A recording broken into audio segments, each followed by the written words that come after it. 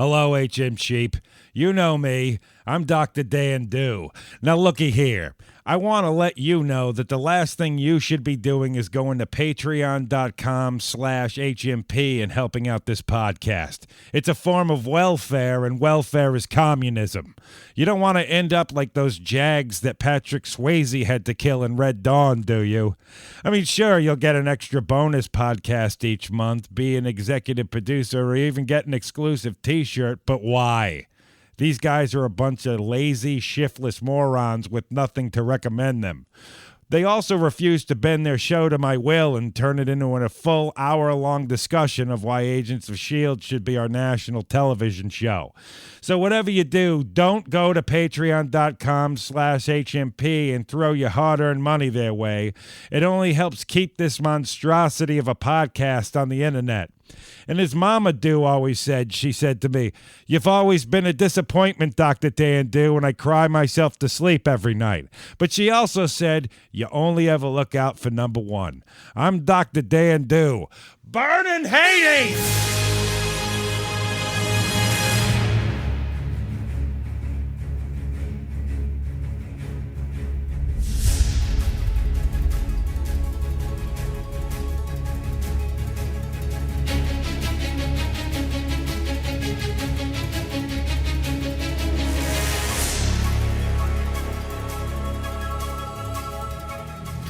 Ladies and gentlemen, welcome to Hero Movie Podcast, your greatest source for superhero movie discussion in the multiverse. I am your host, Adam Portrais, and I'm joined as always by Sean Keenan.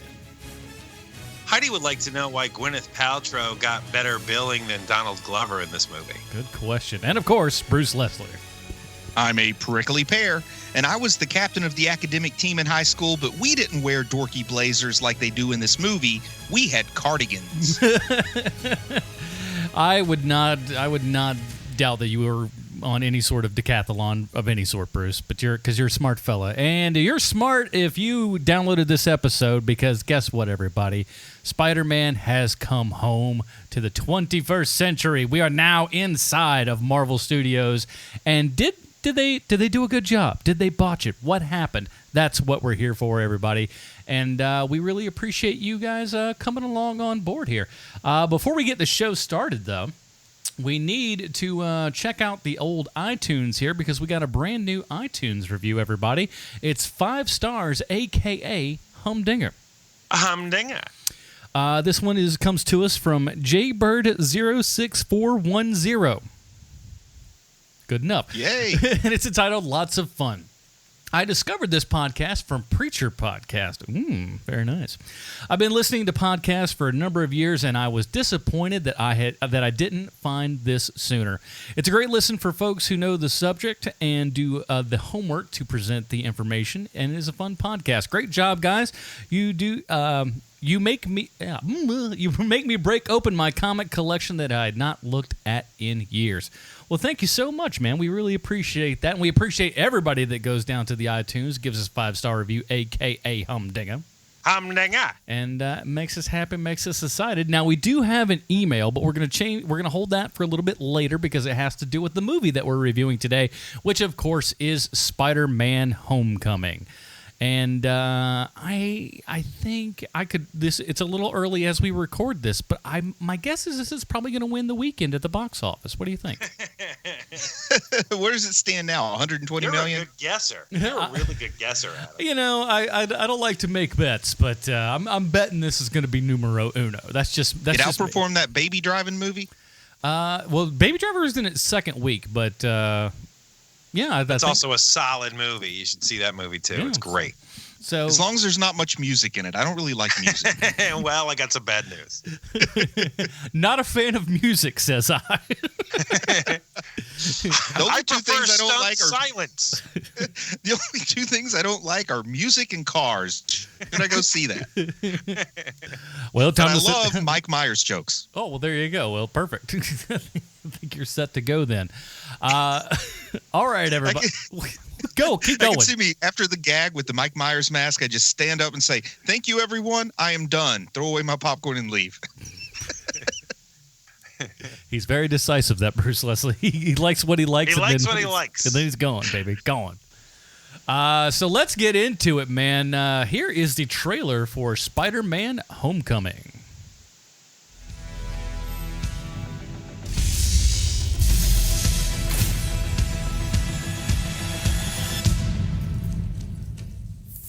Sup, guys? Wait a minute. You guys aren't the real Avengers. I can tell Hulk gives it away.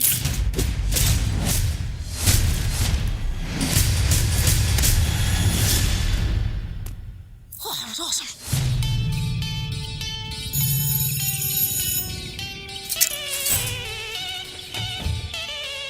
Does Liz get a new top? No, you've seen that before. Never with that skirt. Should probably stop staring before it gets creepy, though. Too late. You guys are losers. So, to become an Avenger, are there, like, trials or an interview? Just don't do anything I would do. And definitely don't do anything I wouldn't do. There's a little gray area in there, and that's where you operate. Oh. All right? That's not a hug. I'm just grabbing the door for you. All right, kid. Good luck out there. Listen, I know school sucks. Peter, you still with us? Yeah. I know you want to save the world. But you're not ready yet. You're the Spider-Man.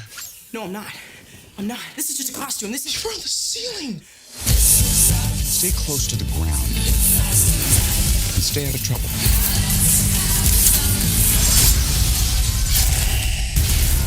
Forget the flying monster guy. There are people who handle this sort of thing. I'm sick of him treating me like a kid all the time. But you are a kid. This is my chance to prove myself. Peter, what is going on with you? I'm really sorry. I'm so busy. I'm slammed. Don't mess with me, because I will kill you and everybody you love.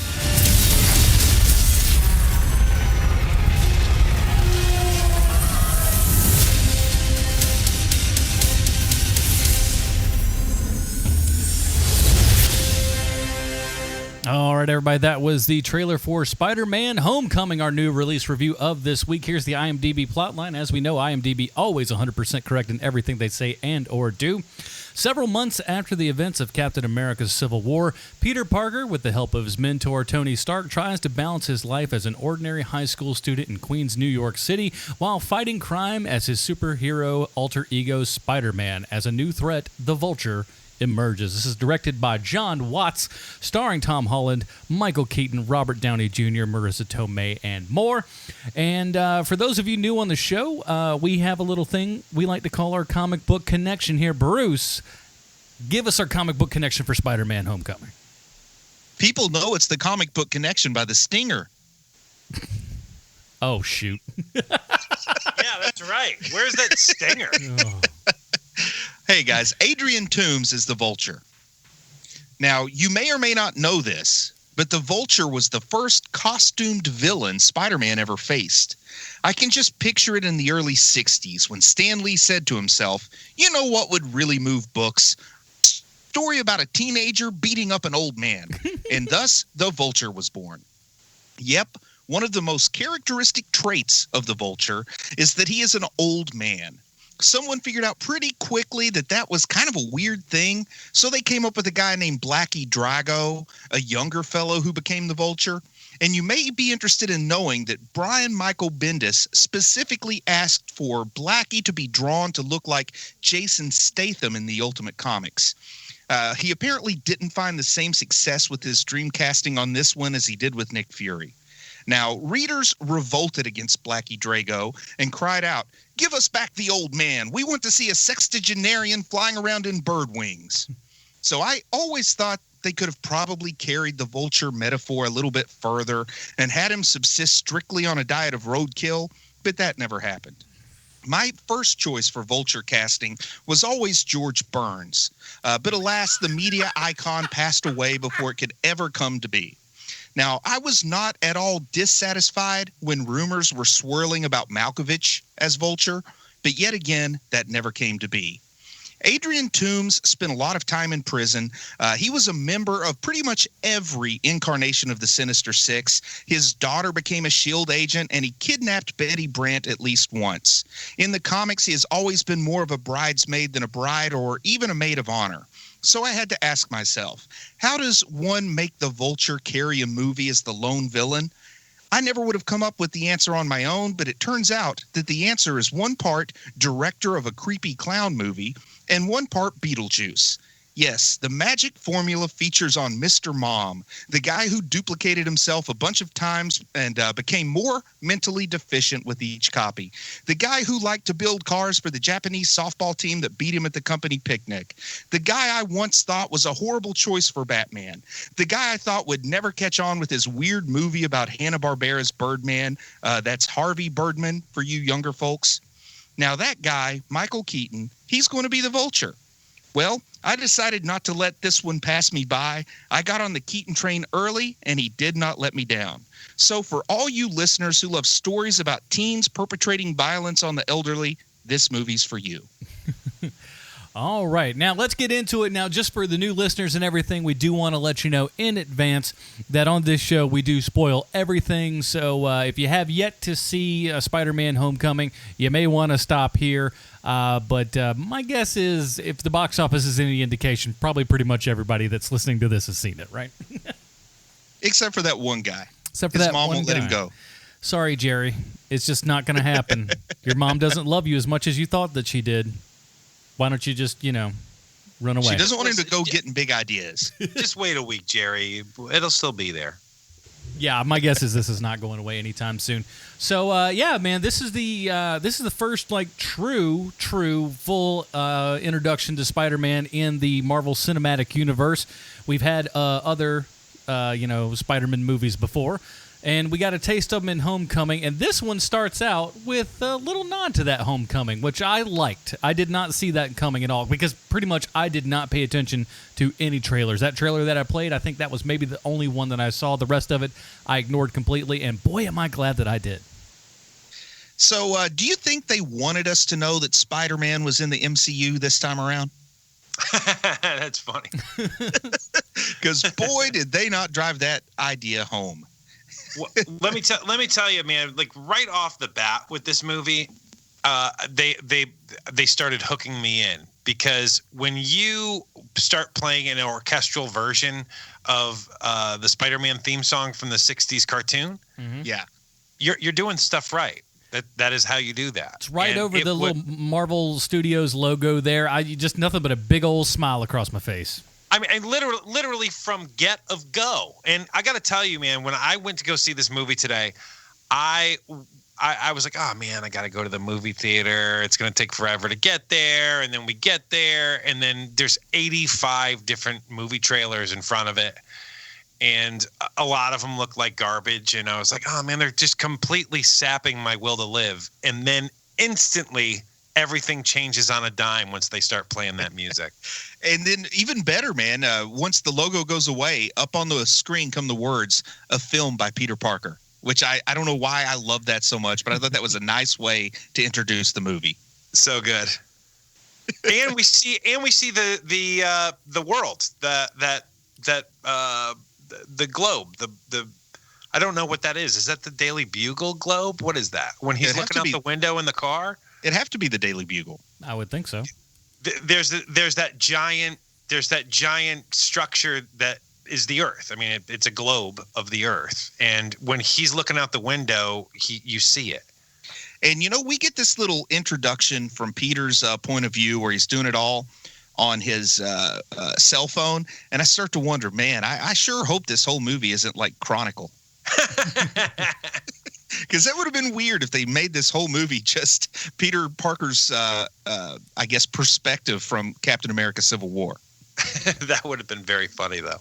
And my 6-year-old was sitting next to me, and during this introductory sequence that we get, he goes, hey, I think this is just the next movie after Iron Man versus Captain America. And I said, yeah, I think you're right, Sutton. I think you're right. That's funny. Like, he just realized that this was in the same universe when that happened. That's a smart kid. Yeah. And now but we do have a lot of fun seeing things from Peter's point of view there. Yeah. So I like that a lot. It gave us a nice sense of time and everything. And honestly, I think this is what really gave us, or at least gave me, that whole Tom Holland could not be more excited to be in this role, because I feel like this character is just like an Americanized version of who he actually is. because everything that you see coming out of this kid is just like, this is the best thing ever, to the point where he doesn't even know who he's fighting in the next Avengers movie because they refuse to tell him because he's too excited. I think that's great. They're just like, no, kid. We know you're going to start blabbing this. You're just fighting somebody. How about you shut up? And I love it that he even had the phone running during the actual battle in Berlin, because he goes over to his phone and goes, uh-oh, they need me. And then we see him jump and take away Captain America's shield, and he comes back and he's talking to the camera some more, and then he goes, uh-oh, look how big Ant-Man is now. I got to go. I loved it, man. I loved the youthful enthusiasm coming out of him. And then I also there's something so young feeling about this movie, and I just sound like the oldest man in the world saying that, but they're using new media for a lot of things. The one of the things that I like about this movie is that the kids in this movie speak the way kids actually speak. It's not old people putting words in their mouth. I think that's a good touch. And then, they kind of cut away to what's going to make me sound like an old man is the other young guy in this movie, Michael Keaton. We get to meet him at the salvage yard after the Battle of New York 8 years ago. Man, and look, I know that I know the front of the show was you just basically trolling me, but I love Michael Keaton so much, as you guys know. He is one of my favorite actors, and he has been forever. And I don't know what it is about him, but the second I see him, I'm like, well, things just got great again. You know what I mean? Like, I hate the movie RoboCop, the remake of RoboCop. It's terrible. Yeah. But he is great in it. And so whatever he's in, at least it's going to be that good.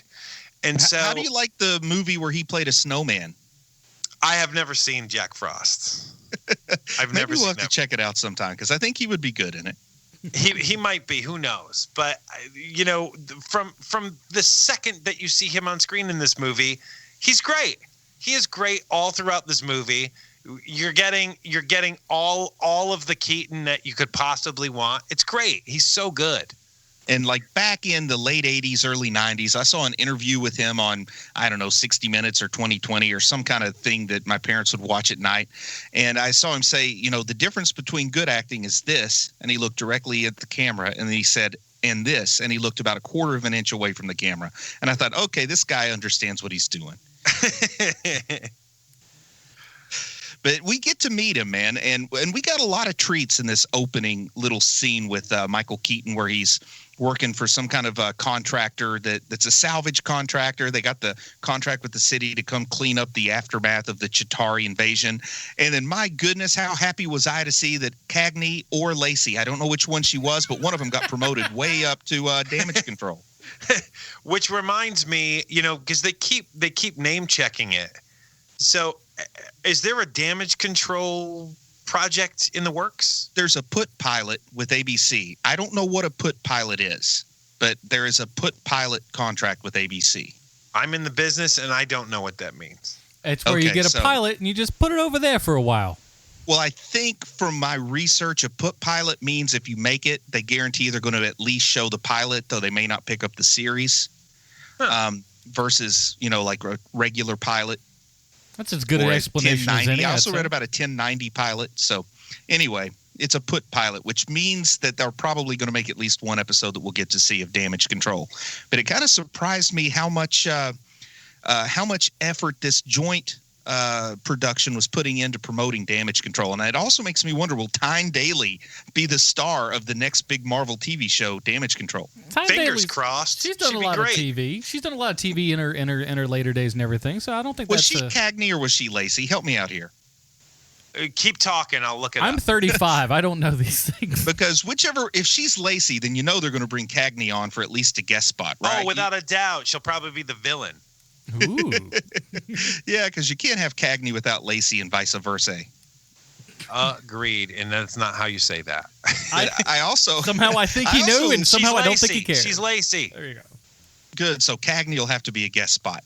But I also love it that Adrian Toomes here points out the fact that, gee, Tony Stark owns Damage Control. The same person who made the mess is getting paid millions to clean it up. Doesn't that sound about right, guys? Hey, that's pretty great. That's kind of how it works. It made me think of this movie starring the guy that played Ross from Friends on HBO about like the surgeon who invented breast implants. Then later, when everybody was afraid they were giving them diseases, he made more money taking the implants out than he made putting them in. That movie was called Breastmen. Starring Ross, but no Rachel. No, unfortunately not. That movie was fair to middling, I would say. So he drove a Corvette. Yeah, I know. Look, I know I've been gushing about Keaton here. What do you guys think? How do you think he did? I loved him, man. I loved everything about his performance. He does it right, man. He takes his job seriously. It's goes back to the thing. There are no small parts, only small actors. You can be in a ridiculous movie, but your performance can still rise above it. Not that this one's ridiculous, but I think he's really showing up to work. I don't think he's phoning anything in here.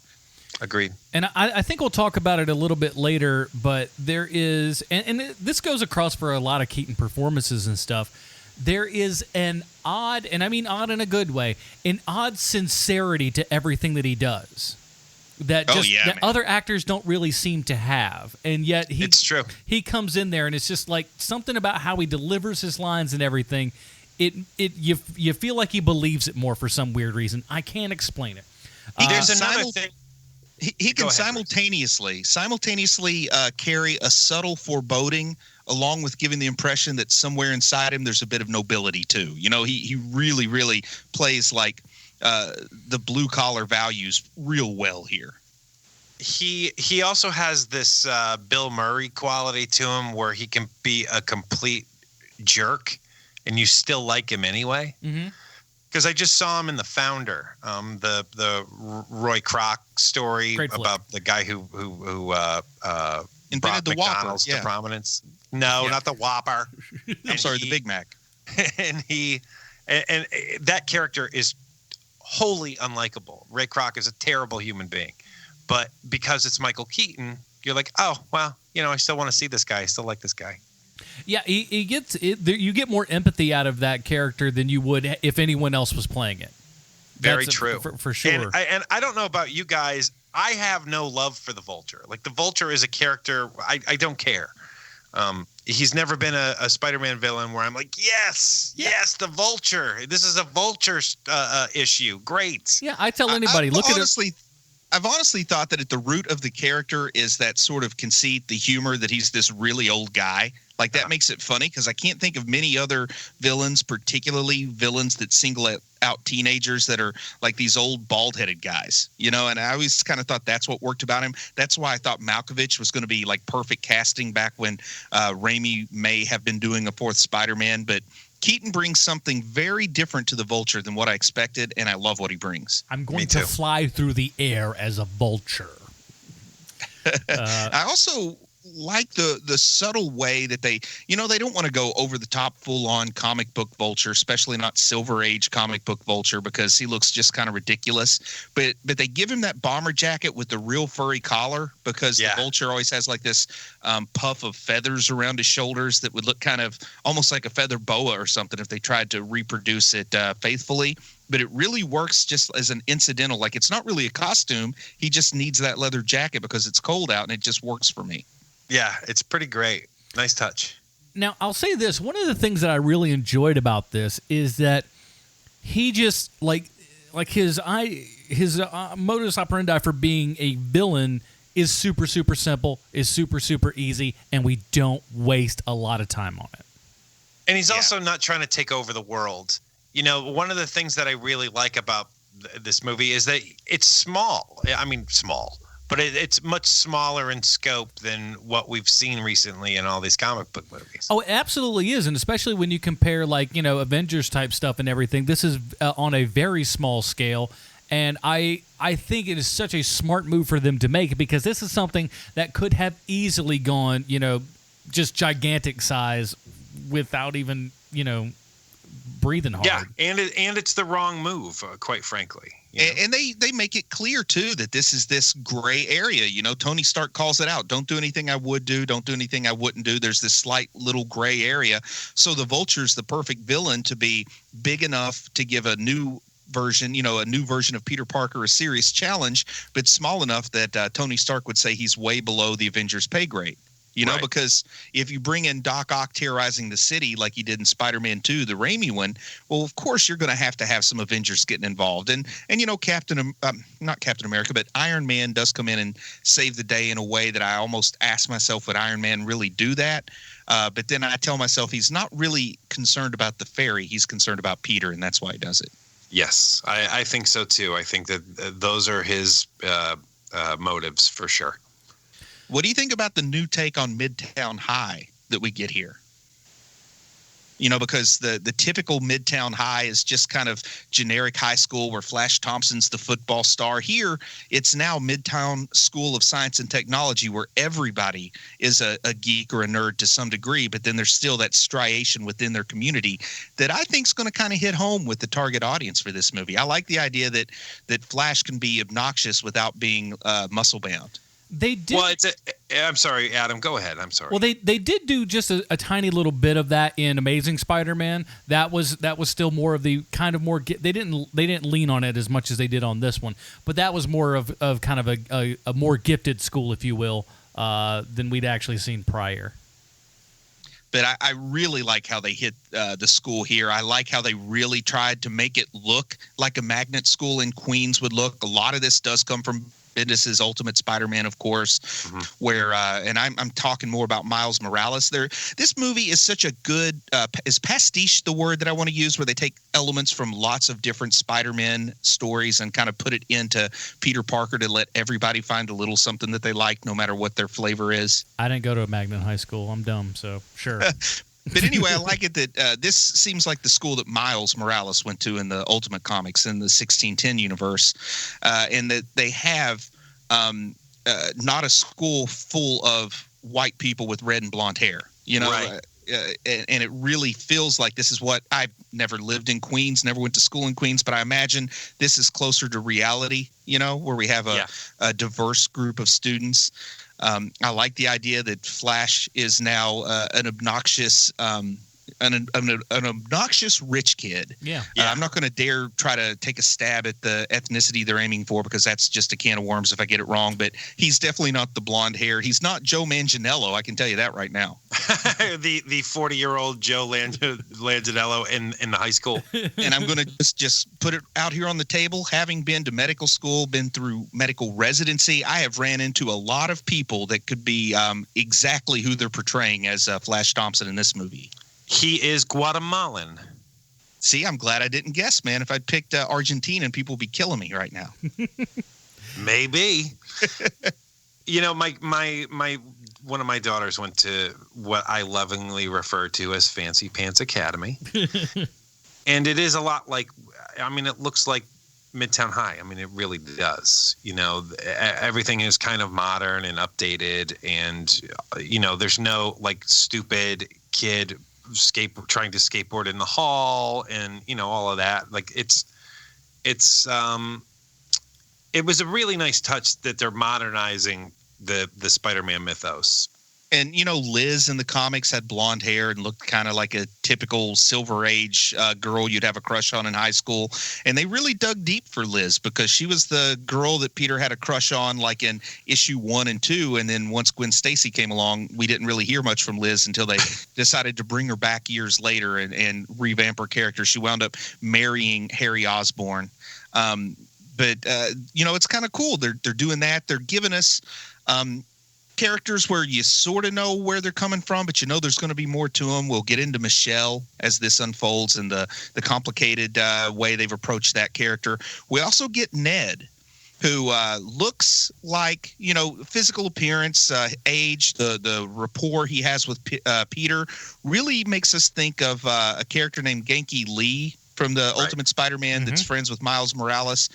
And but the name Ned makes us think of Ned Leeds, someone from the Daily Bugle who would become the Hobgoblin. Right. So I really don't know where they're going with this character, but I'm hoping in one of the sequels we get to see that actor in spandex as the Hobgoblin. Yeah.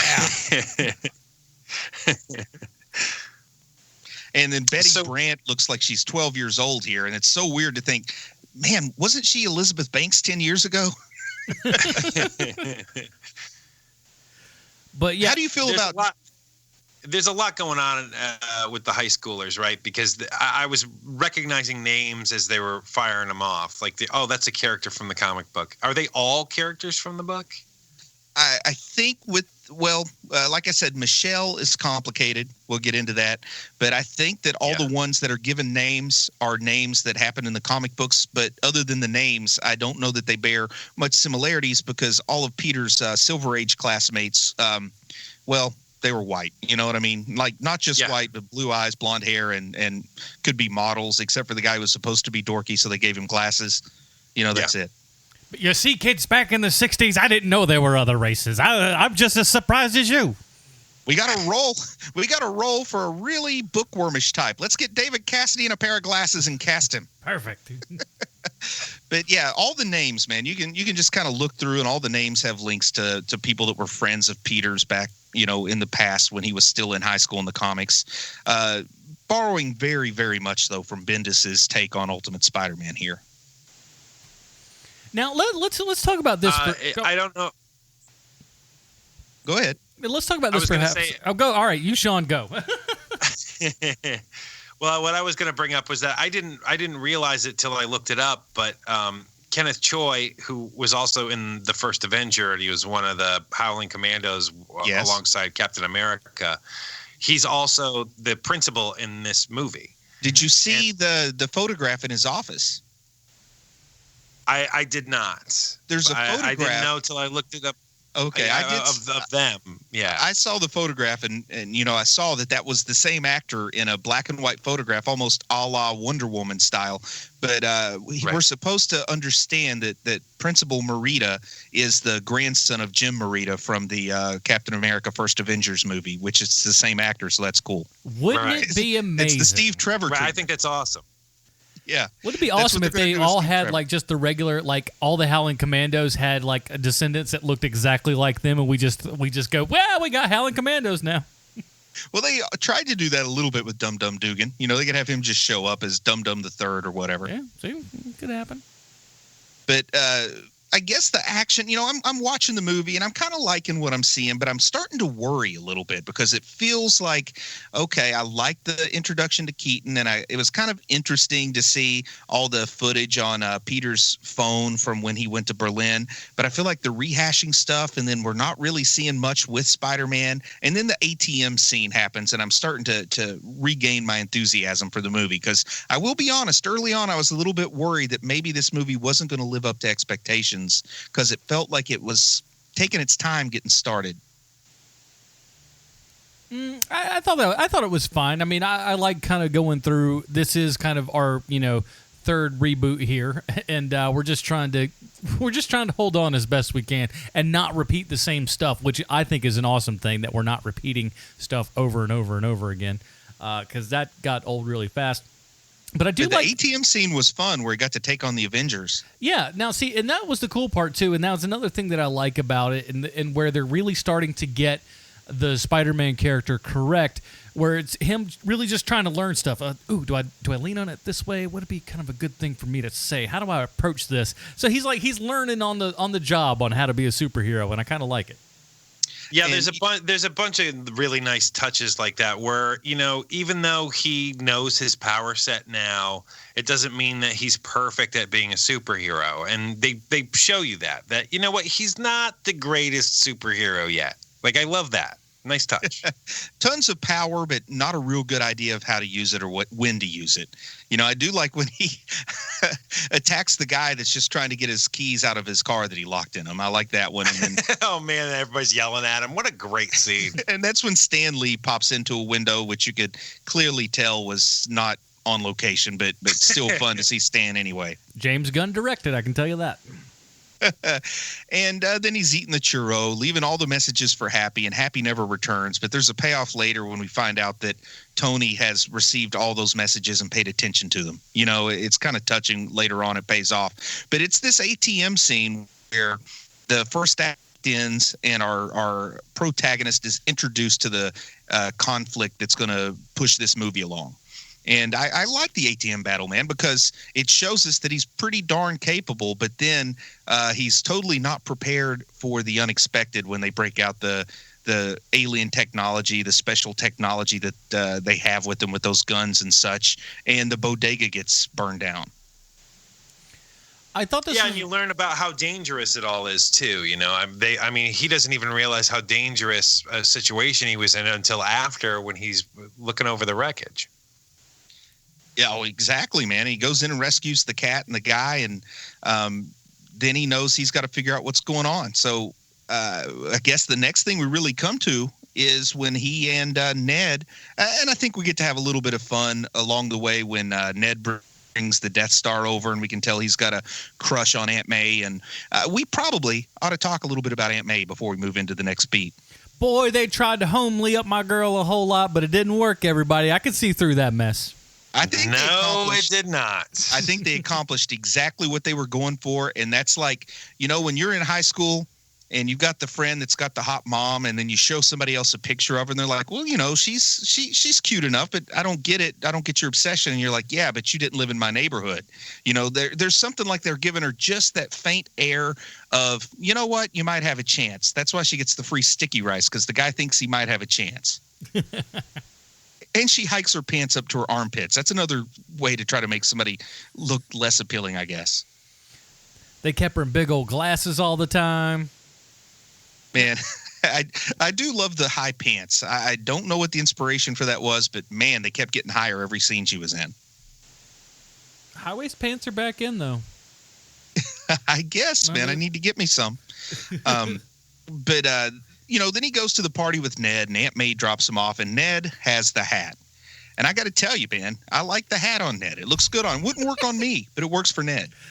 Come on. You telling me that you would not have been the guy at the party with the hat? Nobody likes the hat guy at the party. Yeah, they love you when you're the wizard hat guy.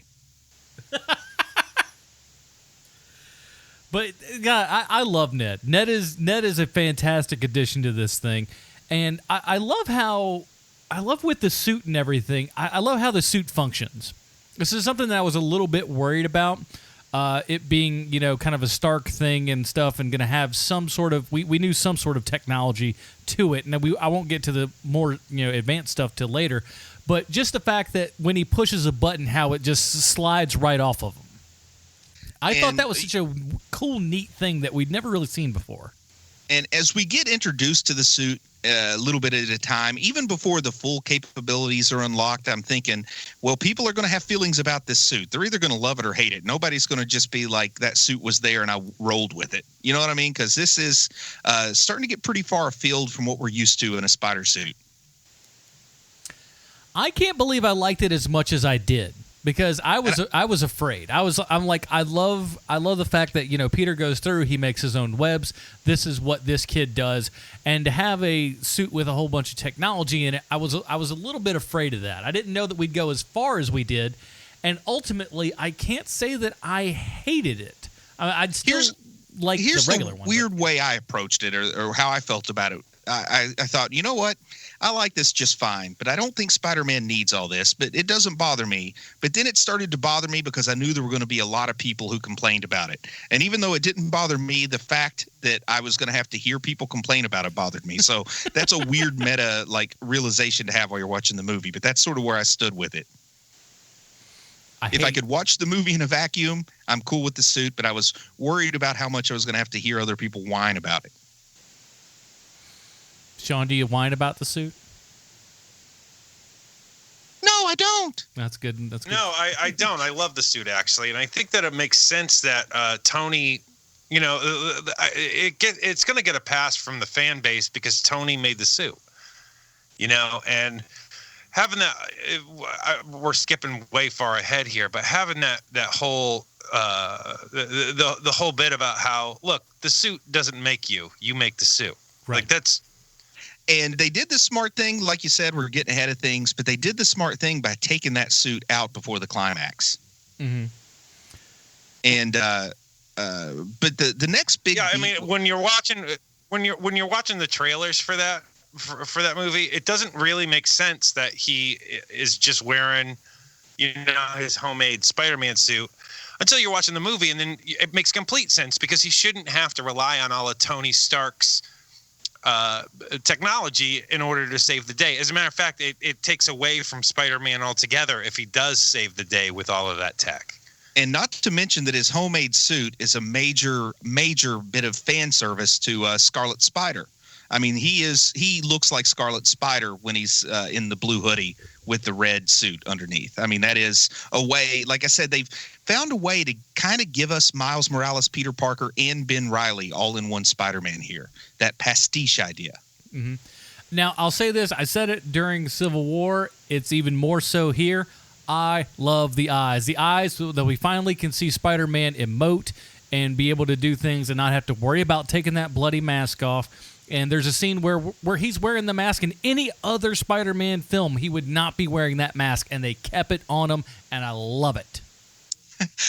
Man, I also loved it when they show us how ill-suited Spider-Man is for the suburbs when he's going out to find that initial arms deal going down out in the suburbs, and he throws the web up and it just flies off into the sky, and he goes, oh crap, and we see him jogging as fast as he can through a golf course while the sprinklers kick on. I loved it. And then they mirror it with the Ferris Bueller scene. I thought that was a lot of fun there, showing him in the suburbs. I've had to hear that joke from stand-up comedians all the time. It's like, it takes Spider-Man out of the city. I'm like, okay, all right, we get it. And then some of them, I literally saw some of them on Facebook going, I'm bringing back that joke because of this. I'm like, God, it's a crap joke to begin with. Don't torture us more with it, please. But I never heard him say, he attaches his web to a treehouse, it falls out, he lands next to a pup tent with little girls in it and scares the crap out of them. I mean, they did it right, okay? I agree that it could be a hacky premise, but I thought it was fun. It was they fun here. It. My point is it doesn't work in stand-up. I think it's like that one bit where you can never make a Hot Pocket joke anymore. Yeah. Because that well has been killed, and I think that this movie has killed that joke.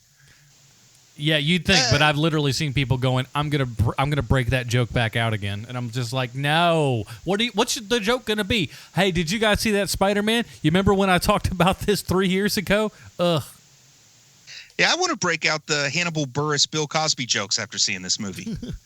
Did you guys see that Hannibal Buress paid people like a dude $500 to be his double and go to the Spider-Man premiere, and every single person there bought it?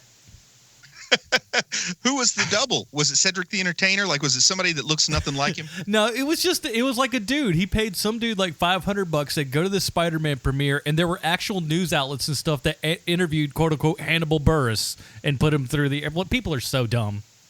Oh, man, I knew this guy. He doesn't live in Huntington anymore, but I knew this guy that looked remarkably like Aziz Ansari. And Aziz Ansari did a show in Huntington, and this guy went to it. He saw him, told him to stand up, and said, after the show, get your pictures with this guy. I'm not sticking around. That'd be awesome. Oh, man, but that was my friend Zubair. Shout out to you if you're listening, Zubair. But anyway, he stumbles on to this arms deal going down where we get our first appearance of childish Gambino himself, Donald Glover. God bless Donald Glover. Been trying to get into Spider-Man stuff for so long. And he finally got it. You know why he wants to be in it, though? I mean, Bendis has credited Donald Glover with being part of the inspiration for Miles Morales. And the weird part is that he is part of the Miles Morales universe. I mean, he's playing Aaron Davis in this movie. And Aaron Davis is Miles Morales' uncle. And later on, we'll hear Aaron Davis, Glover's character say, oh, my nephew lives in that neighborhood. I don't want anything going down there. So, my son's excited because he thinks that definitely is telling us Miles Morales lives in Peter's neighborhood. Which it kind of is. Anyone else think that we were going to get like some sort of I thought for sure that'd be an end credits thing. I was just like, oh, I know what they're going to do. In credits, I got this. They're going to have like Miles just being born or something to have him, speaking of patience, just be like, hey, wait, Miles is coming. Miles is coming down the line. Say, hey, here's my new nephew, Miles. I thought that might be a fun thing. But and they dropped, that Aaron Davis has a criminal record. And, of course, in the Ultimate Universe, Aaron Davis was the Prowler, a Spider-Man villain. Sort of he had retired from being the Prowler by the time Miles became Spider-Man, but that's the connection there. And Donald Glover, in addition to sort of being part of Brian Michael Bendis's inspiration for Miles, he also did the voice of Miles Morales in a couple of animated things. Mm-hmm. And I think he's in the new animated thing as well. Well, Miles definitely is. I don't know who does the voice. Well, I mean, I know Donald Glover has a role in it. I'm not sure what that role is, but I think he has some sort of role in the new. But, personally, I only really know him from Community. So I was didn't see the same character that he is in Community, which makes sense because it's a different character. But I liked it. To me, that meant, okay, there's more to Donald Glover than I thought. It's almost as if Donald Glover is what we like to call an actor. TV show Atlanta, man. He's great in Atlanta. I have not seen that. Where's it set? I don't know. I'll have to ask Matt about that. Cambodia. Can we talk about something for a second that I probably should have brought up at the top of the show? So 2017 has been a remarkable year for comic book movies, right? We have now had, this is our fourth awesome comic book movie of the year. We got Logan, Wonder Woman, Guardians of the Galaxy 2, and now Spider-Man Homecoming. Mm-hmm. I think you skipped over Power Rangers, my man. No, I didn't. No, I did not. No, I did not skip it or forget about it at all. What I'm bringing up, basically the reason why I'm bringing this up is that, before this year, the year that was considered the greatest year for comic book movies was the year that Iron Man and Dark Knight came out. Yeah. Well, that was just two. That was only two movies. And while there were two darn good movies. Well, they're amazing. And Dark Knight is probably, still considered the seminal superhero movie of all time by most people. But to get four really, really great comic book movies all in the same year, it's going to spoil us for what's probably coming next. You know what I mean? It's also going to make our year-end show tough. It really is. There's a couple that have the potential to be pretty darn good later. I mean, we still got, your big Thor and Thor Ragnarok this calendar year. We got Justice League. So I can't believe we've added just Kingsman 2 I'm excited about. Yeah. I mean, Adam's most anticipated movie of the year, Lego Batman, was pretty good. Yeah. We have an embarrassment of riches this year. And so it's hard for me to believe that 10 years from now, there's still going to be the superhero genre and we're going to keep getting these movies at the level that we're getting them at. I can't imagine that's going to happen. However, when you look back, you are going to think of 2017 as the year that we got all those really great superhero movies, I believe. Now, talking about sort of an abundance of good things, did you expect we would get to see both versions of the Shocker in this movie? I thought it was fast. It's just like, hey, guess what? No, new one. I didn't know there were two Shockers in the comics. Yeah, man. There are two Shockers in the comics. There's Jackson Bryce as well as Herman Schultz. And did they both have that same quilted costume? Probably. But, in the comics, the gauntlet comes from Crossbones. Like, that's Crossbones' old gauntlet that they get their hands on, and that's where the Shocker gets his power. So, as much stuff as they were robbing here, I get the idea maybe they did rob some of Crossbones' gear on the shipment back from Africa or something. It would make sense because he did have something like that in Avengers 2, didn't he? Oh, yeah, because he did that whole punching thing. No, dude, I got to go back and look at that. I bet you it's the exact same thing. I think that the Shocker got Crossbones' gauntlet, and that's what we're seeing here because it starts to become clear that they're not just they don't just have the Chitauri stuff that they stole at the beginning of the movie. They've been raiding damage control all along. And it kind of makes sense because Keaton's character Toombs has a bit of a vendetta against Damage Control because they shut down his original contract that he mortgaged his house to finance.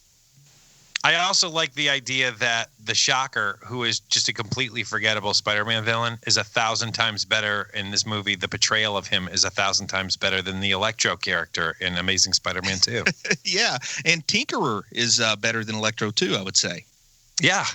How Matt? I got to be honest with you. I only think of Tinkerer as a DC character.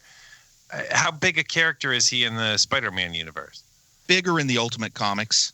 He worked with Vulture in the Ultimate Comics. I think the Blackie Drago version of Vulture, the Jason Statham version of Vulture in the Ultimate Comics. But yeah, he kind of helped design a lot of the gear that Vulture used there. So I thought it was used appropriately here since, like I've said many times now, they're really leaning into Bendis on this movie.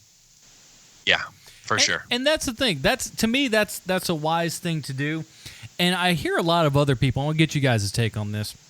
A lot of other people just going, oh, man, this is yet another Spider-Man movie. Do the reboots bother you as much as they bother normal people? Because for me, I see reboots as not a bad thing. I look at it like another start to a comic or another artist coming on board. I liked Heroes Reborn because it was just like, and I like the Ultimate stuff because it was new ways of telling old stories. And I dig that kind of stuff myself.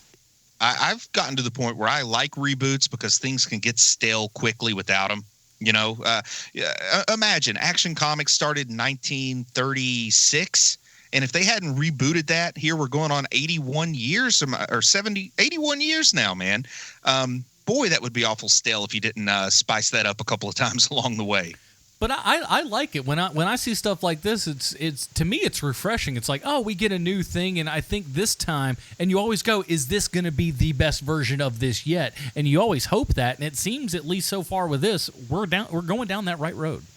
And also, what are you going to do? What's Tobey Maguire, like 42 now? You either have to reboot it or have a presbyopic Spider-Man. I don't know. For me, it's about who is doing it, who is making the new version. Because there was nothing about Amazing Spider-Man that really made you go, wow, they are knocking it out of the park. I mean, don't get me wrong, there are some very good things about Amazing Spider-Man, the first one, and even the second one. There's some neat moments. The costume was really good too. The best thing about it to me was the casting for Gwen Stacy, and they killed her in the second one anyway, so I didn't really want to see a third. Yeah, me too. She's great in that. By the way, spoiler. But there's certain people that when you hear that they're in it, it doesn't. Again, I've already name checked this tonight, but the RoboCop remake. Was there anyone who was like, oh, man, that looks like it's going to be fantastic? No. I thought it was going to be all right. It's okay. It didn't look good to me, but I did like Jackie Earle Haley, and I did like Michael Keaton. Yes, me too. But really, we probably need to, before we run out of time, talk about the Washington, D.C. Scene here, and then we can move on to kind of the climax. But what'd you guys think for the big, you have that scene in the middle of the movie at the rough halfway point that's your big production number. And here it's the Washington Monument. Did you guys like this? How'd you feel about how this went down? I like it because it's nice. Adam. It's simple. It's there's a lot of peril going on, but at the same point, it's very, very simple. It's nothing that, shouldn't be beyond his capabilities.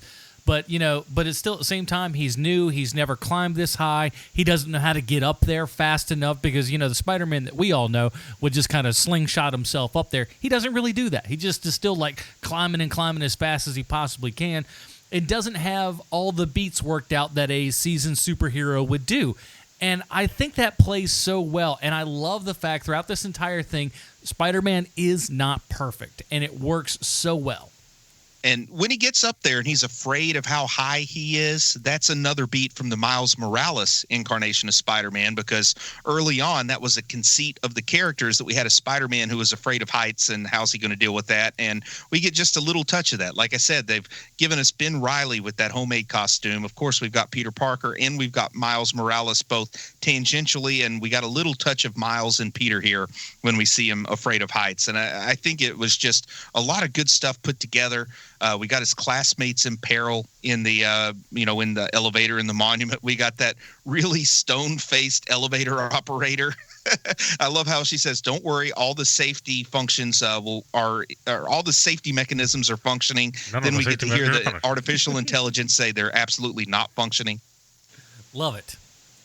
Here's the other part to that whole entire scene is that it is Spider-Man's fault that they are in that position in the first place, because they were walking around with basically a bomb. Yeah.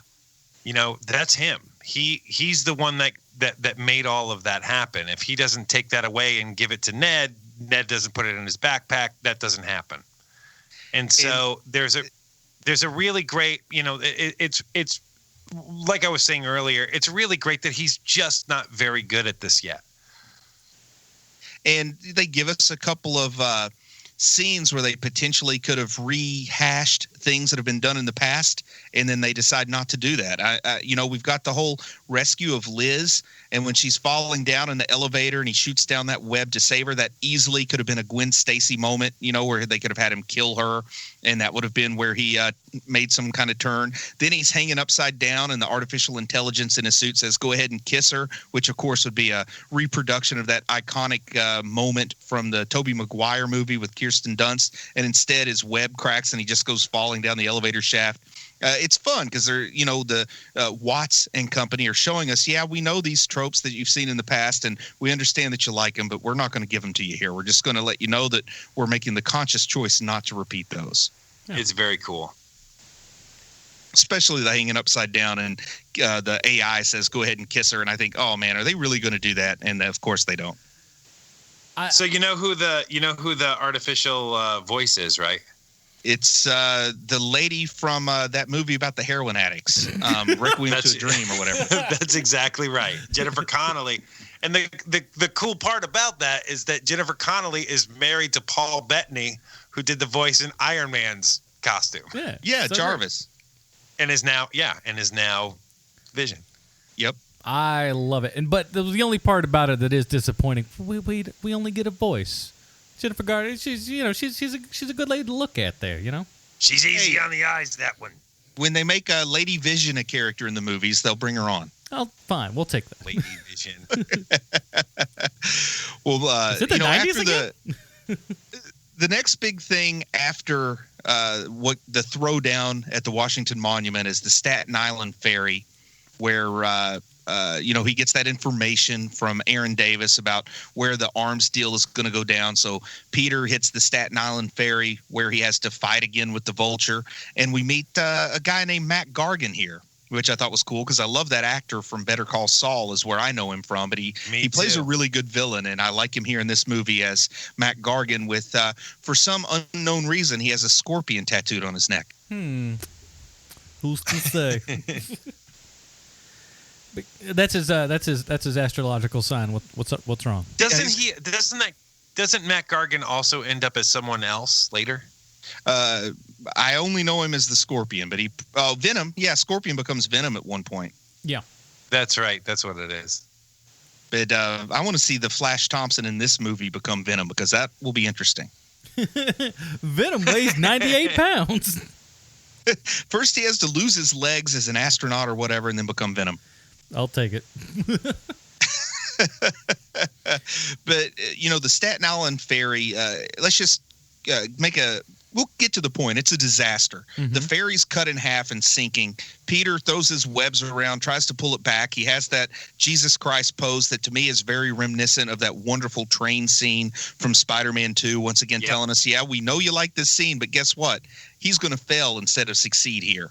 So once again, setting us up to think they're repeating a beat and then going in the opposite direction. And that's when Iron Man has to come save the day and take the suit away. And I thought this was a great performance from Robert Downey Jr., this sequence here.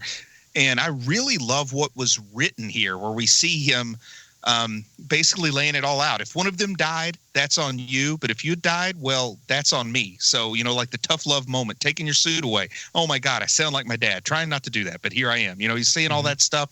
I thought that really drove home the fact that Tony is a mentor here.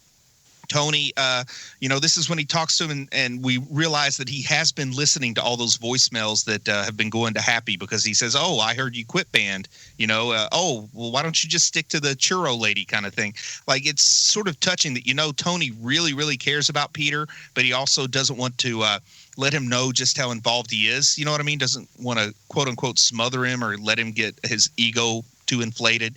He's honestly approaching this like a father-son relationship.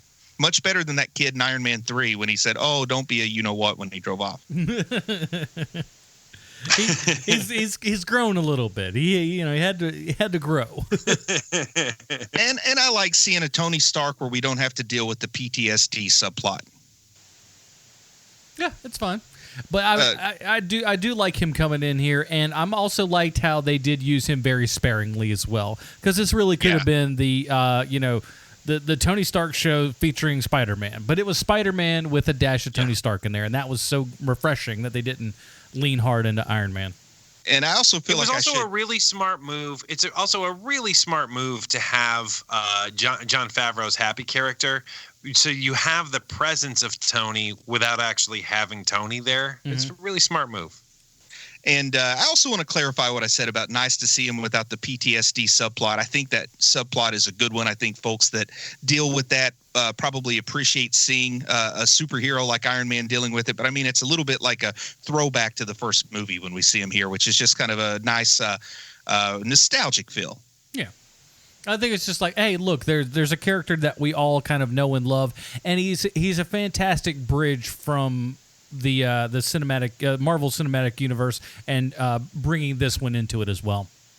And I mean, imagine what else are they going to do? Do you really want to see Jeremy Renner with Hawkeye as his mentor here? Boring. No. Oh man. But anyway, this means that we also get to see Peter go back to just being a normal kid for a while. We get to see him, okay, he's getting involved with school again, getting involved with his friends. Seems like he's not in trouble anymore with the principal. He even gets a date to homecoming. And, oh, man, I did not see the climax of this movie unwinding the way it did. I mean, I got to admit, man, I'm impressed with how they caught me off guard here. And part of that was the creative casting that they did here, and knowing that a lot of folks still have a certain Hollywood mindset that a person of color will have parents of color. But, of course, we know in the real world that's not always the case. Mm-hmm. And when we find out who Liz's dad is, I'm like, wow, this is cool. It was so nice because it felt like it was a true surprise. I will say that I usually don't like that kind of thing because, I mean, my saying for this, it makes the universe smaller. But in this case, it was perfect. Because how else are they going to make this climax come together like that? They're the two strangers. Peter's hung up the suit. This is the perfect way. And, man, if it did not have almost like, I don't think horror movie is the right feeling, but like a thriller feeling, like Sleeping with the Enemy, the calls coming from inside the house. Like all of a sudden he is there with the guy that he knows is the bad guy, and he can't do anything about it, and he's got to try to keep his composure. And then in the ride to the dance, when it starts to click with Toombs and he figures out who Peter is, I will say that I think he connected those dots a little too easily, but it serves the story purpose. I don't know. Do you guys think he kind of figured that out a little quicker than maybe he should have? Maybe a touch, but at the same time... He knew who he was instantly when he walked in. Yeah. I didn't think he figured it out to the car ride when Liz started saying, he disappeared at the party. Man, he knew it instantly when he walked in the door because he recognized him. Recognized the voice? But he recognized... He wasn't unmasked at the ferry. You're talking about... No, Peter knew who he was. Yeah, Peter had videotape and everything. Peter knew who Toombs was, but Toombs figured out who Peter was a little conveniently. because Liz goes, at the party, you were only there for 2 seconds and you disappeared. And Toombs thinks, the night of the party's when I met Spider-Man. And then, in Washington, when our lives were saved, Peter wasn't on the elevator. And then he goes, and Spider-Man was on the elevator. We love to make fun of how dumb people are about not figuring out secret identities. But here I'm going the opposite direction and thinking maybe he was a little too quick on the uptake here. But the voice probably put him in that direction. I like it because ultimately that car scene is fantastic, and that's where I'm already on board and a big fan of Keaton, but this is where he really drove it home. Is sitting in that car and just having the gun just outside of the actual view of Peter and everything, and the lecture that he gets. Oh, so good. And it was the perfect, burning the boats on the beaches scene, when the conquistadors came and burned the boats on the beaches. So they had no choice, either conquer this land or die trying. Mm-hmm. And they're both completely vulnerable. Now Peter understands that Toombs knows who he is, knows everything about him. He's completely vulnerable. And Toombs knows it's the same way the other way around. If one of us lets our guard down, the other one can just hammer us. So we have to one of us has to eliminate the other before this night ends. Right. I mean, it is the perfect end of a second act, picture perfect way to convey that point of no return that throws you into the third act. I love it. Me too. Great scene. And I think that, sorry for the confusion earlier.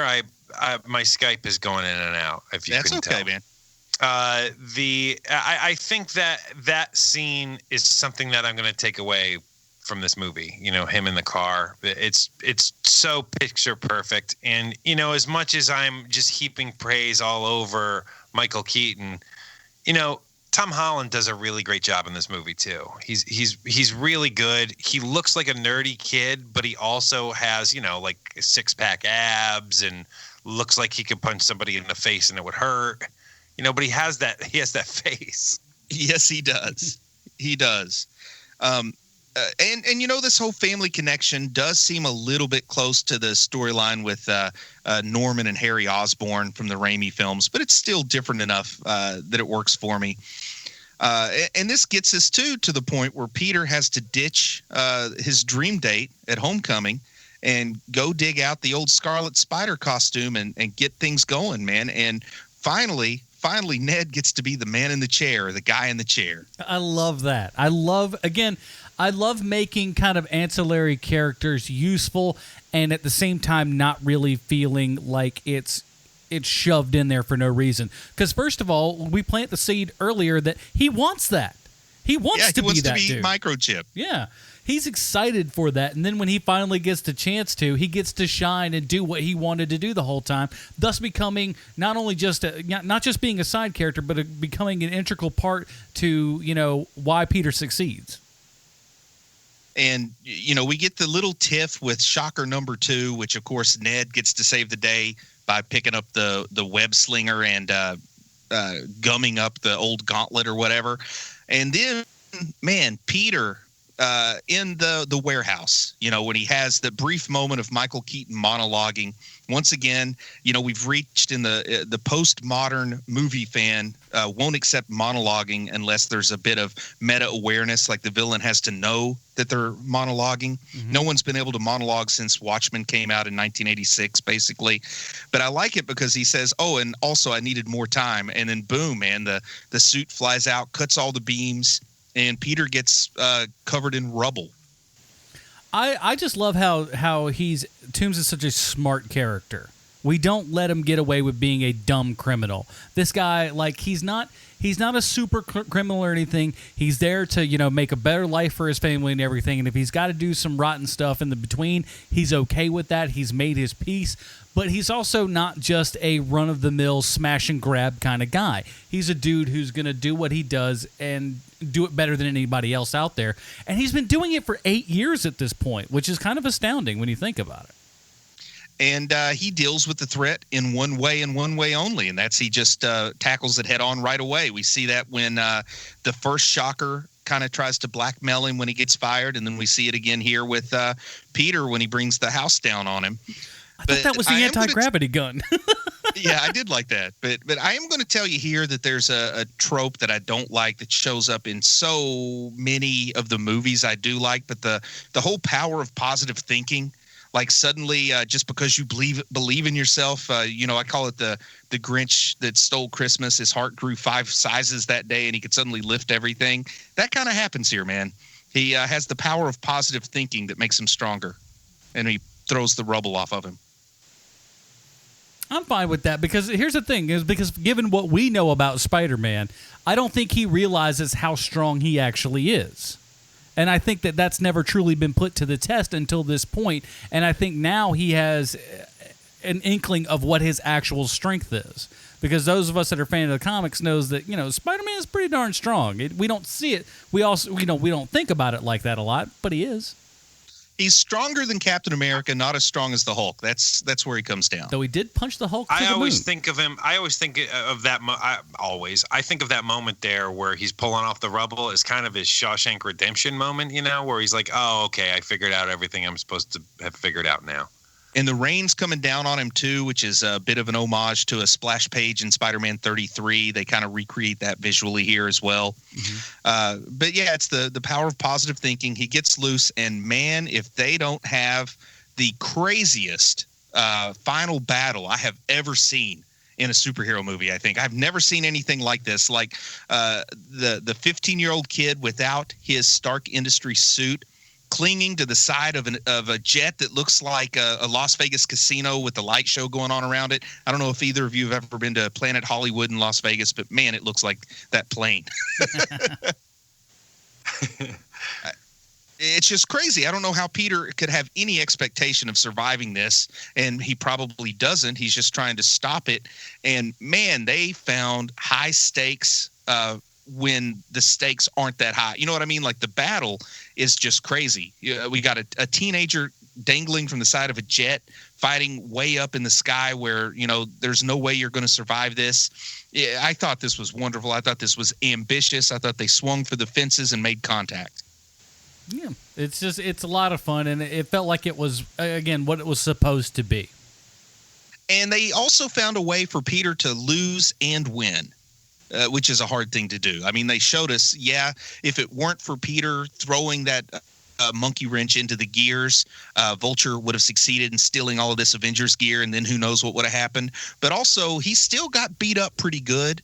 He still did not come out feeling like Rocky at the end of a Rocky movie here. He barely survived, put the little note, managed to save Vulture's life, put the little note on him that says, "Sorry about your plane. Here's that Vulture guy, your friendly neighborhood Spider-Man," and went off to Coney Island to sit atop the cyclone and mope a little bit.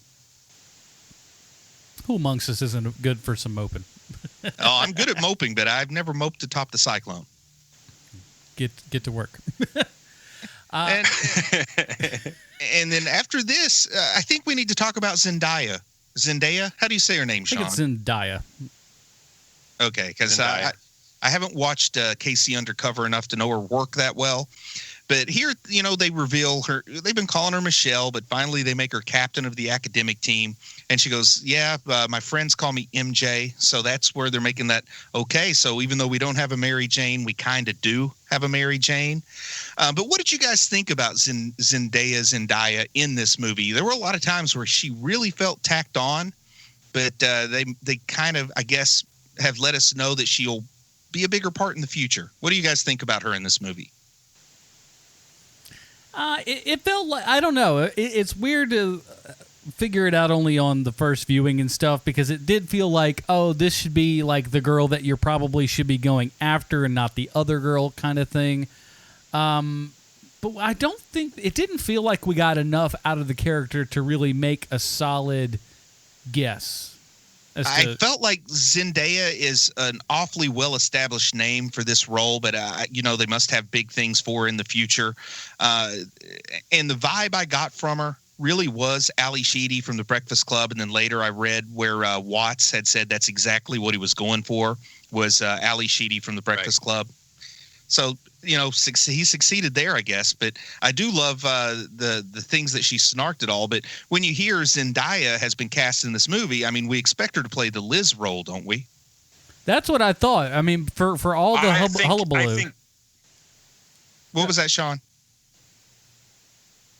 I think that the second movie is going to be her big movie because this movie's all set up for two. You know, we already know who the villain's going to be. We already know that she's going to like have that, oh my God, you're actually beautiful. Because when you see that girl in real life, she does not look anything like that. Right. And I've also, I have watched some Casey Undercover with my kids, and she is, I mean, it's Disney Channel sitcom level action star, but she does, do fighting and stuff on that show. So I think she is capable of doing a little bit of action. I believe we're going to see that. It'd be, I mean, if they're playing with the roles here, they've already told us that her name is Michelle, but we're going to call her MJ. Maybe she'll even, like, her middle name will be Felicia, and we'll find out she becomes Black Cat or something. That'd be cool. I think we had there's a gal who's in there who may, I got to look this up because I think my brain done forgot it. No, we got the Betty. I thought there was a Felicia in here. I could be wrong. I didn't see a Felicia, man, but who knows? She might have been somebody like the Asian, the young Asian woman on the academic team or something. Who knows? Anything's possible here, and I like that because they're keeping us guessing. But I love this scene at the end where Happy comes to the bathroom, which is, always you got to make that obvious joke. What's this 40-year-old guy doing standing around in a boy's bathroom? But takes him up to upstate where they've moved the Avengers headquarters, which is, a nod to the secret Avengers in the comics post-Civil War that were in upstate New York. And he breaks out what I call the Spider-Man 2099 costume. Once again, now we're getting a little bit of a Miguel O'Hara nod in this movie because I thought that looked kind of like a Spider-Man 2099 costume. Other people said maybe it's a tip of the hat to the Iron Spider that we saw after Civil War in the comics. To me, it felt like both. It felt like an Iron Spider 2099 kind of combo-ish sort of. That's the idea. It's just giving us nods that we're going to give us every version of Spider-Man in this Peter Parker to kind of give everybody what they want. And I like that. And I also like that, he turns it down, thinks it's a test, and as soon as he's gone, the door opens, Pepper comes out, and it's just full of media wondering where this guy's at. Real media, not bloggers. I thought that was a great twist because it really could have gone either way. But again, it feels just like Marvel doing what Marvel does so darn well. And he gets back home, and he's got the brown paper bag that says, here, this is yours. And he opens it up, and there's a spider suit. And for the sequel, I think what we're going to get is it's just going to be the spider suit. It'll probably have the web, the web shooters built into it. It'll probably be made from like a Kevlar weave or something so that it gives him a little bit of protection. But I don't think we're going to have any of the other components built in. I think Tony's decided that he needs less in his suit to achieve more. I hope so, because as much as I kind of like the whole, the testing out is like, oh, you have 8 billion web combinations that you can do now, and he still can't find one that he just likes. As fun as that kind of was, it's not Spider-Man-y enough for me, I guess. I don't know. Yeah, I like the idea. He proved himself in the Scarlet Spider garb, so Tony's just giving him a costume so he looks cool. But and maybe make him, a little bit of bulletproof or a little bit of protection against abrasion or whatever. But other than that, it's going to be all Spider-Man performing from here on out. I hope so. I'm trying to think of any other. Well, we also got that wonderful scene when he's trying on the new suit, and Aunt May goes, "What the?" And then we go into the credits, which I love. That. Let's talk about this. So we have a Spider-Man that people kind of know who Spider-Man is. How do we feel about that? Not that many people know. Ned knows, Aunt May knows, Tony Stark knows, Happy Hogan knows. That's about it. And I get the idea. Vulture knows. Vulture does know, and he's in prison, and he's, I said before, he's got this sinister nature, but he also has some weird bit of nobility in him because he could have just shot Peter in the back of the car, but he says, you know what, you saved my daughter's life, so this is your one chance. Now it's like, okay, you saved my life, so I'm going to pay you back by not letting anybody but me know this information. Like, he's still going to go after him when he gets out of prison, but he's not going to let everybody in the criminal community know who Peter is. That's how I feel about it. And I think this is where they could easily, ramp up and have him kind of be the head, if you will, of a Sinister Six if they ever get to that kind of area, Just, when he finally gets out and goes, I got to get a crew to get this guy kind of thing. And don't you feel like that's the third movie? Like the second movie, he's probably going to fight Scorpion. Is that where we think they're going, Sean? Scorpion in the second movie? Not. I don't want to see a Sinister Six fight. Well, who do you think the villain's going to be in the second movie? Oh, it's definitely Scorpion. And then I could see in the third movie, it's when Toomes finally gets out and he and Scorpion work together and maybe they got another shocker. I don't think it's going to be like full-blown Sinister Six, but there'll probably be 6 of them in the crew. I mean, they were kind of... That would be fine as long as it's not something thrown together like what they were trying to do with the last Amazing Spider-Man movies. Right. Like, as long as it's something natural and cool. The only thing they have to do to make it work is bring back Giamatti as Rhino, and I'm cool with it. Yes, I knew you were coming with that. Now, and here's the thing, too, though. From what they're saying right now, well, for lack of a better title, Spider-Man Homecoming 2 will be like a big, giant twist for the Marvel Cinematic Universe. They say that that's going to be almost like a new, like, out of already the phases that we have. Like, put that aside as, like, one, group that together as one phase. We're starting another one come this second Spider-Man film. That's kind of what they're saying, so... Who knows what's going to happen? Yeah, who knows, man? But I feel like I'll be upset if they don't bring Keaton back. You know, because and that's kind of the way that the Vulture works in the comics is he spends a lot of time in prison. Then every time he gets out of prison, he does something to get sent back to prison. You know, it's just the beats in the comic. He should be in prison for movie 2 and come back out for movie 3, in my opinion. Also. There's always the gimmick that worked with the Vulture too. Every time he went to prison, he told somebody about his secret, and then like there would be wannabe vultures out there. Like there was this whole team called the Vulturions, started by funny enough, a guy named Pigeon started the Vulturions. That's how Blackie Drago got to be Vulture, as he found out about Adrian's secret while they were cellmates in prison, and then got out and stole his equipment while Adrian was still locked up. And then this Clifton guy actually mutated himself to be part Vulture. And you know, earlier in the movie we saw the guy with like the light brown colored mohawk in the background. Mm-hmm.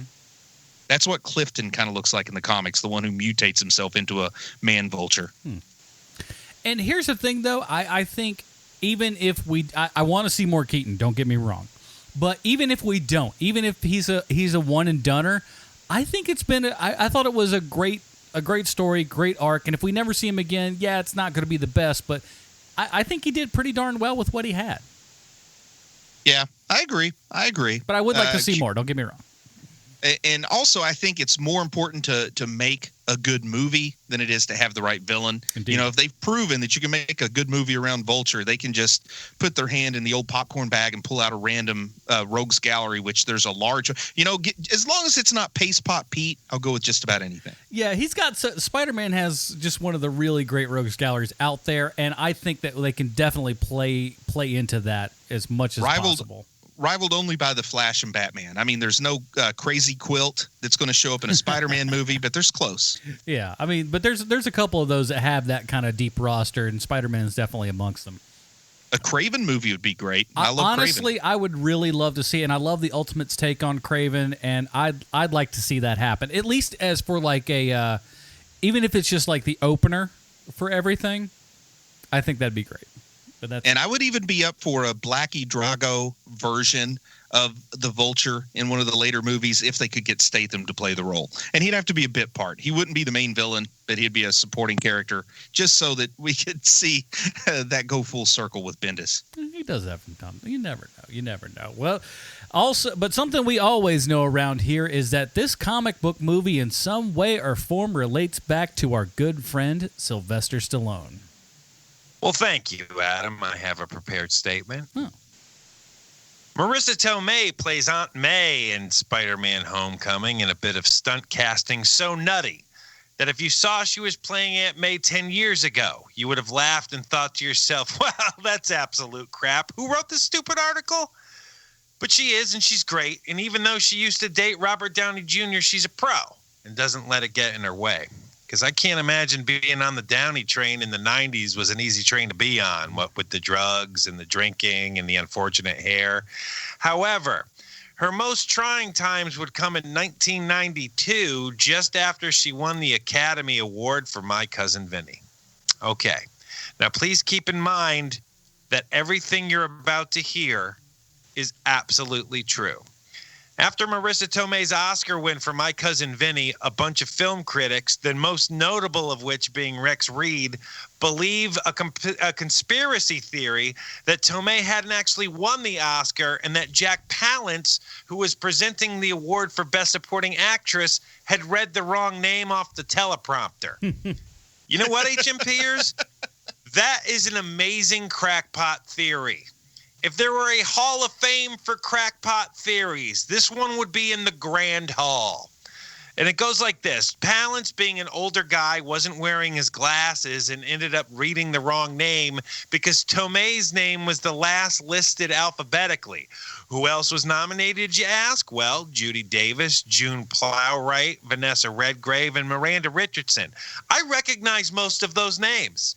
To add fuel to the fire, Palance had already clearly been drinking. Add that to the fact that Palance was crazy bananas, and you can see how some people would think he turfed the job. When asked about this theory, all Tomei will say is, it's hurtful. And I get it. Is it so out of the realm of possibilities that she won by talent that it makes more sense she won accidentally? What are you, a monster? Tomei has been in a lot more than I gave her credit for, and I already gave her a lot of credit. In 2015 alone, she worked on 5 different projects, and she signed on for 4 more projects after Spider-Man Homecoming. So the lady is working a ton, and she should. She's a solid actor, and from what I hear, she's very easy to work with, which is a good thing when you're working with someone like Sylvester Stallone, who, if he chooses to, can make a production very difficult indeed. Now, way back in episode 3 of HMP, I mentioned that Richard Gere believes Stallone is responsible for the gerbil rumor. That happened because Richard Gere got chicken grease on his pants.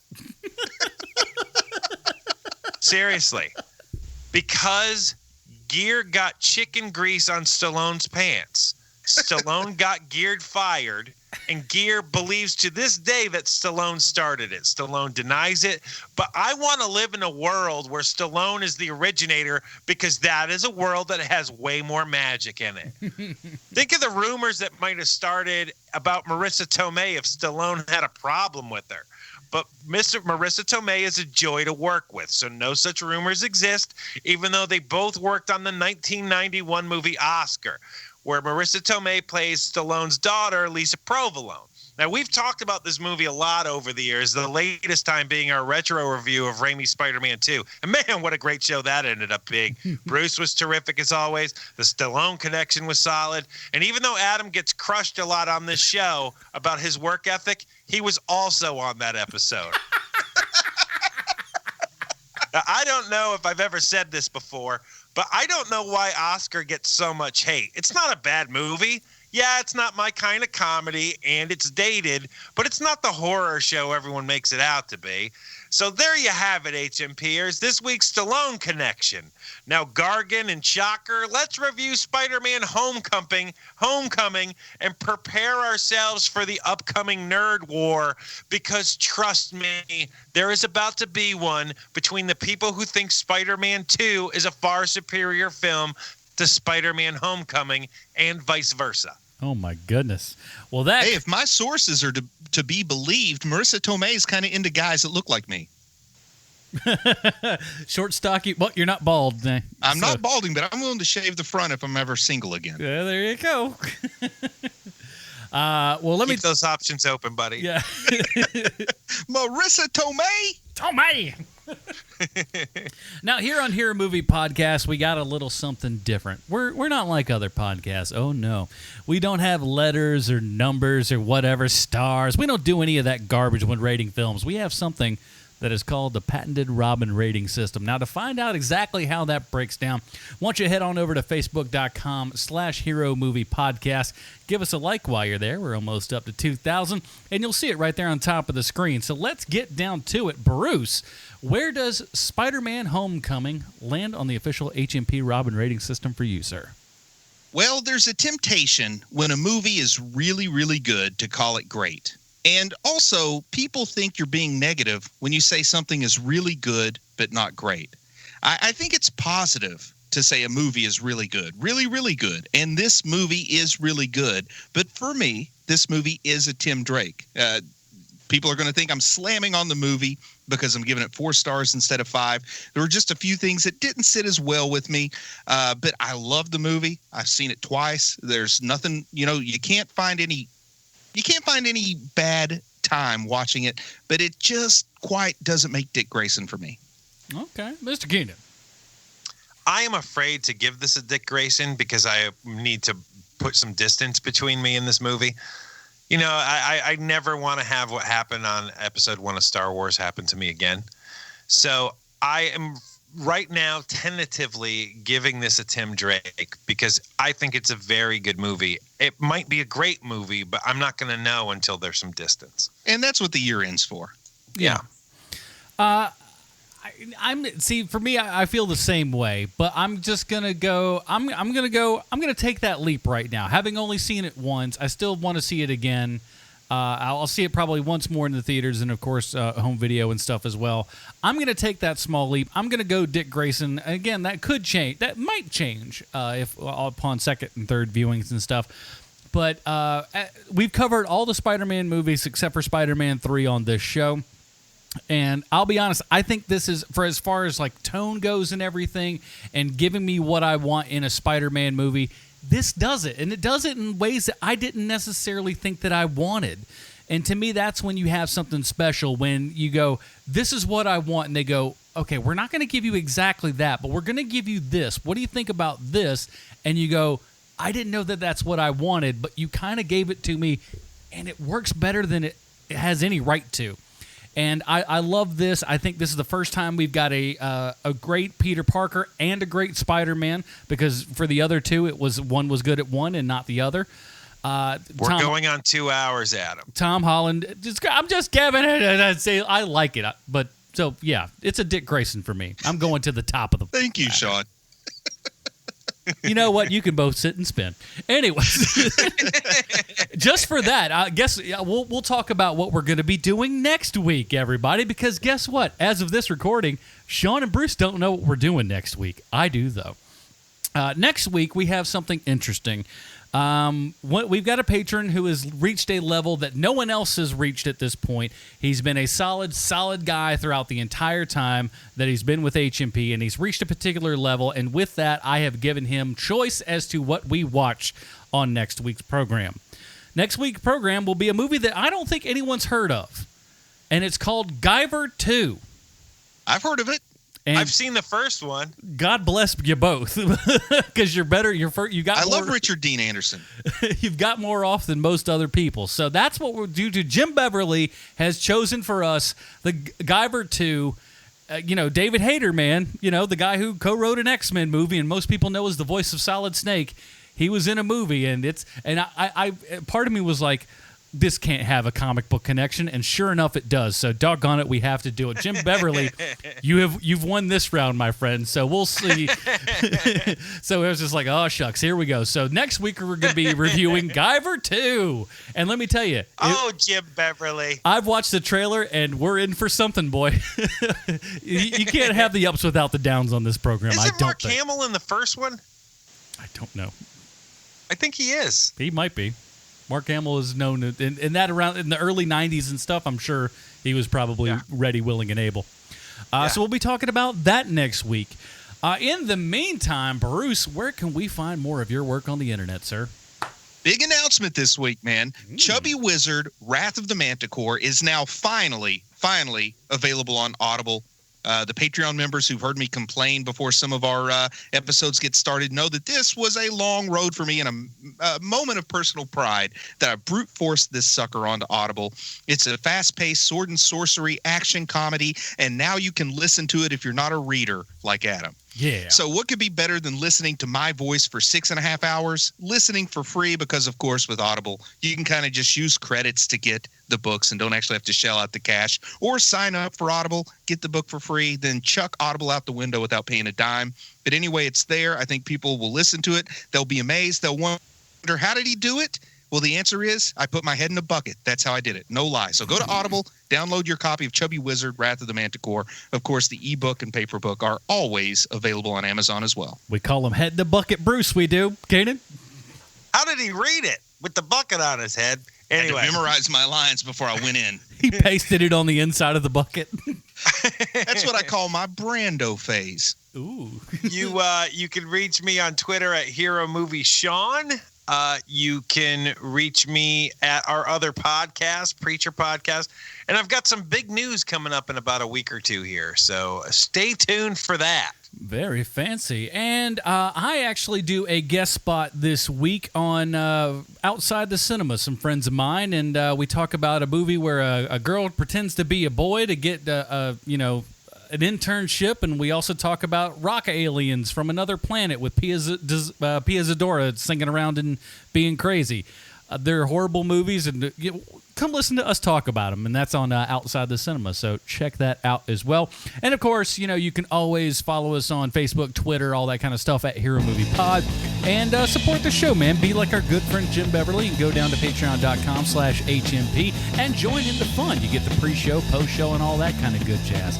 So that is it, everybody. Thanks for joining us on this extra long episode of Hero Movie Podcast. For Bruce, Leslie, Sean Keenan, I'm Adam Portrais. Stay super, everybody. Goodbye, Marty and Evie. Hey, oh, let's go. Hey, oh, let's go. Hey, oh, let's go. Hey, oh, let's go. The foam in the